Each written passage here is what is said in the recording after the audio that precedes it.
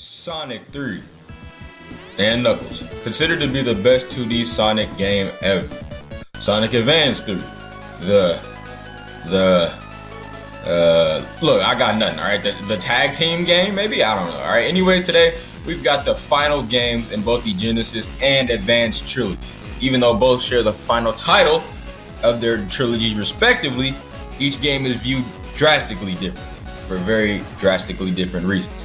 Now, obviously, everything I say in this video is my opinion, just mine. As you know, you can always share your opinion in the comments, all right, like always. But let's skip the long formalities and let's get to it because it's about to get real. Let's do it. Let's do it to it!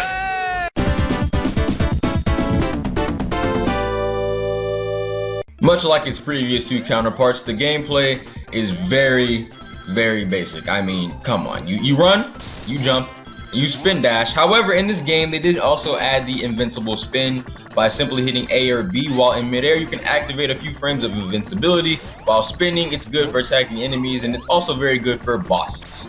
And a few other things like, you know, when you're just in the air, you're about to get hit by an attack, and you just use that invincibility frame to dodge any attack and not lose any rings. Other than that, though, the gameplay for this game in Sonic 3 and Knuckles really just follows the trend of the past games. And that's a good thing, because I mean, they weren't doing anything wrong at all.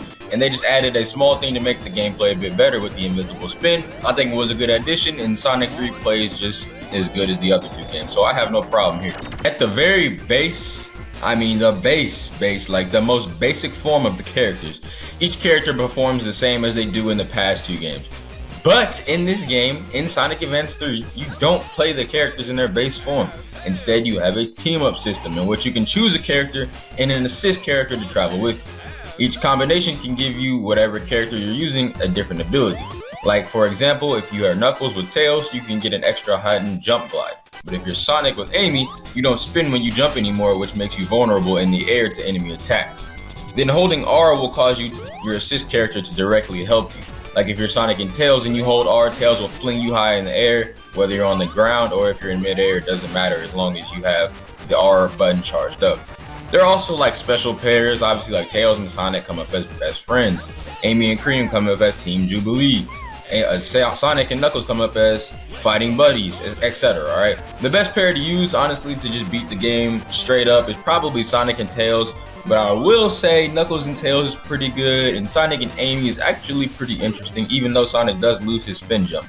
But all in all, I like the ambition Sonic Advance 3 was going for. I think the team play is nice, but I mean, if you're using the right combo. Outside, if you're not using the right combo, if you're using like a Tails and Cream, because if you use Tails and Cream, Tails, like, he can't fly as long, and he can't fly as far. You know what I'm saying? Some pairings end up hurting you in your abilities, but some pairings end up boosting your abilities. It just depends on who you choose. But even with that said, there's no doubt that Sonic 3, the actual Sonic 3, and Knuckles is better than the Advance 3.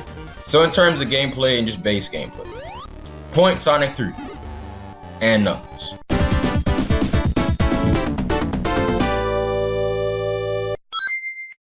I think the zones in Sonic 3 and Knuckles are decent for the most part, but Carnival Night?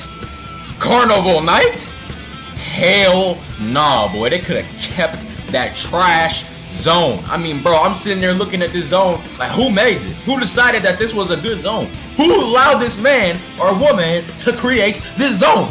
Who?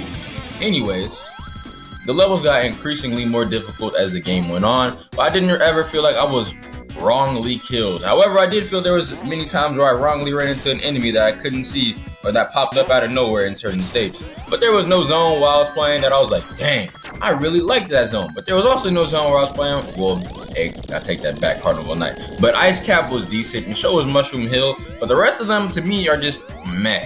Then there's the concept zones that were probably trash and that didn't make it into the game. Then there's Carnival Night after that. Visually, the zones in Sonic Advance 3 are very appealing. Route 99, Toy Kingdom, Sunset Hill, Cybertrack, and the ice stage look very good. Alright, they look great. They're great. But the level design, I don't know who came up with these levels, alright? I really don't. But playing through half of these stages made me want to go Super Saiyan Rage for real.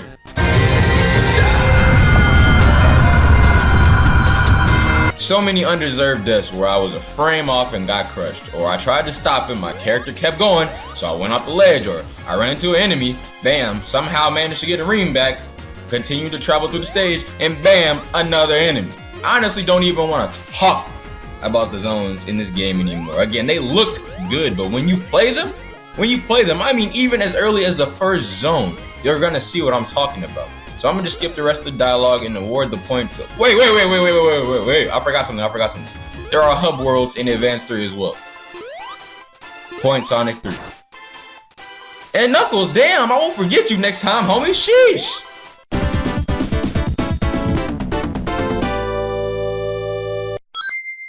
I think this is one of the few bright spots in this game. The bosses in this game are actually pretty challenging, and they can be frustrating, I won't lie to y'all, but they're creative and they're challenging in a good way. They really make you use your partner mechanic to the fullest as you go from boss to boss. Now obviously early on you don't necessarily need it, but as you continue on, like the final boss and the true final boss, you're gonna need it. Like they literally make you do it in the true final boss, so you're gonna need to use it. Now I was mad at some bosses, but did I flip out on any bosses? No. And that's a good thing. Literally just like Sonic 1 and 2, in this game, the bosses are pushovers. I don't know what it is about the Genesis trilogy, but like the bosses in this game just aren't difficult. I mean, even like late game, I guess they're a bit more challenging, but they're still easy. Hey yo, my man, what's easy to do to the bosses? Cheese? Yes. The mini bosses are a nice addition, don't get me wrong, but they're just as easy, if not easier. I'm gonna save my breath here and just get to the point, alright? The Sonic 3 bosses are too easy. Don't get me wrong, that's perfectly fine with me because it makes it a lot more efficient and easier for me to complete the game. But Advance 3 bosses give some form of challenge, and that's what I think a boss should do. Give challenge. Point 2, Advance 3.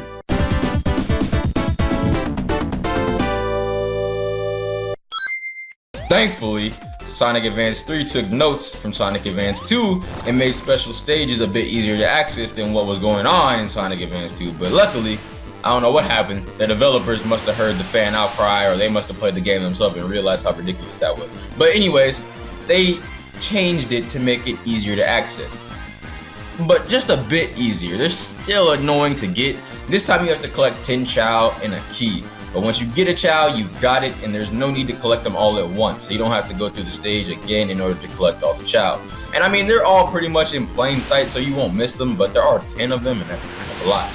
Then when you collect all 10, there's a special key that's literally in plain sight. You'll see it as soon as you start the stage. And then when you navigate to the hub world, locate the special springs, and then jump on, and bam, special stage. The special stages are really simple though, right? You collect the rings like flying on the tornado. It's kind of like the first Sonic Advance when you were doing the skydiving, except this time you're kind of on the tornado. You're not skydiving, you're going forward instead of down, but the depth perception mechanic is still there. Again, like I've said before, I'm complete trash at all Sonic special stages, so I couldn't even get an emerald for any zone. Like I literally was this close to getting an emerald for the first zone, but I couldn't do it. I couldn't do it because I'm just not good at Sonic special stages. But don't let my failures fool you. They are simple stages to beat, and you've got unlimited tries until you get it, and that's always a plus. Unlike the last two games, you don't access the special stage at the end of the act. Instead, you have to find it within the stage.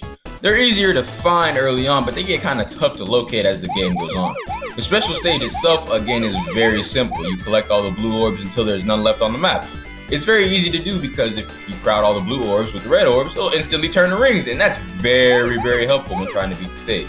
But them bumpers though, this is probably the one thing in this matchup where I truly don't think there's a clearly evident winner. I mean, the Chow collecting is kind of annoying, don't get me wrong, but it's also kind of difficult to find the rings as time goes on. I mean, as you go from zone to zone, and as the stages get more difficult, it's going to be tougher for you to actually find the giant ring to go into. So I mean, in a way, I feel like they're kind of even, so I'll award both points to the game. I mean, both games the point while I can't speak.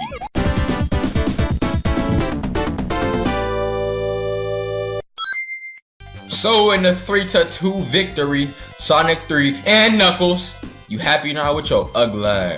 What'd you say? None. Takes the victory over Advance 3.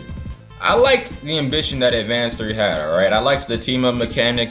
And again, I think the designs of the stages visually looked good. And I think the game meant well but I think the bad level design really hurt the game overall. I think the execution just wasn't tip-top.